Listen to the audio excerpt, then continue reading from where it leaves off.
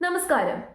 കഴിഞ്ഞ ദിവസം കോഴിക്കോട് വെച്ചിട്ടുണ്ടായ സംഭവം നിങ്ങൾ അറിഞ്ഞതായിരിക്കും. റീൽസ് ഷൂട്ട് ചെയ്യുന്നതിനിടയിൽ ഒരു പയ്യൻ മരണപ്പെട്ട ഇൻസിഡന്റ്. അപ്പൊ ഈ ഒരു കേസിൽ പോലീസുകാരുടെ ആയിക്കോട്ടെ മാധ്യമങ്ങളുടെ ആയിക്കോട്ടെ ഇടപെടൽ അത്ര തൃപ്തികരമായിട്ട് നിങ്ങൾക്ക് തോന്നുന്നുണ്ടോ? എനിക്ക് അങ്ങനെ തോന്നുന്നില്ല. ഞാൻ ആ വാർത്തകൾ മുഴുവനായിട്ട് കേട്ട സമയത്ത് എനിക്ക് മനസ്സിലായ ഒരു കാര്യമുണ്ട്. പോലീസുകാർ ഈ കേസിൽ ഇടപെടുന്നത് സംശയാസ്പദമാണ്. ഇപ്പം ആ ഒരു അപകടം നടന്നിട്ട് 24 മണിക്കൂർ കഴിഞ്ഞിട്ടും ഈ അപകടത്തെക്കുറിച്ചുള്ള ഡീറ്റെയിൽസ് ഒന്നും തന്നെ പുറത്തുവിടുന്നില്ല. വാഹനം ആരുടേതാണ്, ഓണേഴ്സിന്റെ ഡീറ്റെയിൽസോ വണ്ടി ഓടിച്ച ആളുടെ ഡീറ്റെയിൽസോ ഏത് ഇൻസ്റ്റഗ്രാം പേജിന് വേണ്ടിയിട്ടാണ് റീൽസ് ഷൂട്ട് ചെയ്തത് ആ ഡീറ്റെയിൽസും പുറത്തുവിടുന്നില്ല. CCTV ദൃശ്യങ്ങൾ പുറത്തുവിടുന്നില്ല.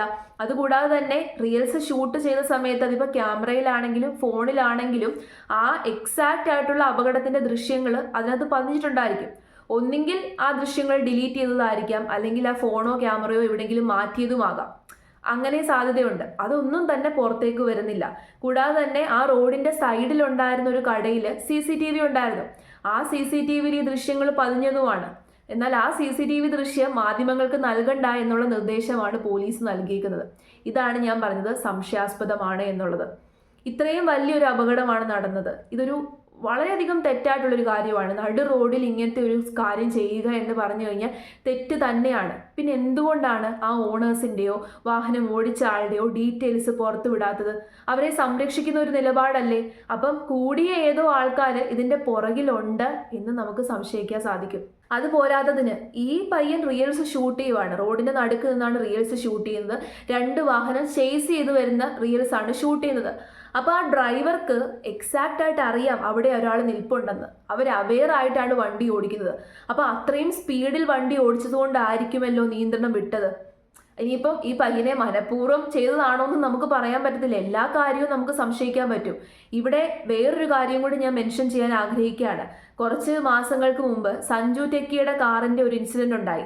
കാറിൽ പൂൾ ഉണ്ടാക്കിയ ആ ഒരു സംഭവം, എനിക്കതിനെക്കുറിച്ച് പറയുമ്പോൾ ചിരിയാണ് വരുന്നത്. അപ്പോൾ ആ ഒരു സംഭവം വലിയ രീതിയിലുള്ള വിവാദമാക്കിയായിരുന്നു മാധ്യമങ്ങളും പോലീസുകാരും MVDയും എല്ലാം ചേർന്ന്.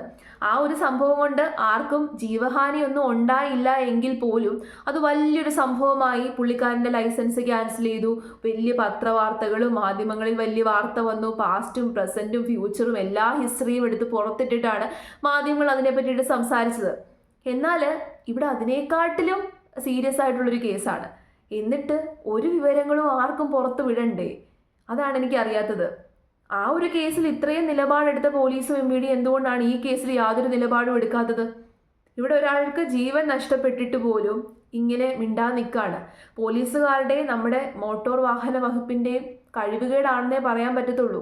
അവർ ഒത്താശ ചെയ്തു കൊടുക്കുന്നത് കൊണ്ടല്ലേ ഇത്തരം സംഭവങ്ങൾ ഇനി ഒരിക്കലും നമ്മുടെ നാട്ടിൽ ആവർത്തിക്കാതെ ഇരിക്കാൻ വേണ്ടിയിട്ടുള്ള നടപടികൾ എന്തുകൊണ്ടാണ് എടുക്കാത്തത്?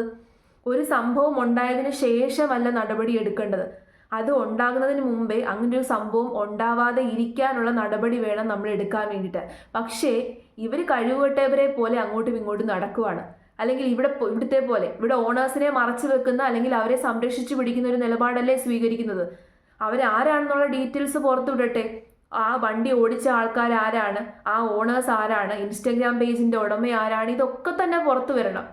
ഇതൊക്കെ തന്നെ ജനങ്ങൾക്ക് അറിയേണ്ട കാര്യമാണ്. പക്ഷെ അതൊന്നും തന്നെ പുറത്തു വിടുന്നില്ല. അപ്പോൾ ഇതിനകത്ത് കുറേ കാര്യങ്ങൾ സംശയിക്കേണ്ടതുണ്ട്. ഇനി മനഃപൂർവ്വം ചെയ്തതാണെന്ന് പോലും നമുക്ക് പറയാൻ പറ്റത്തില്ല.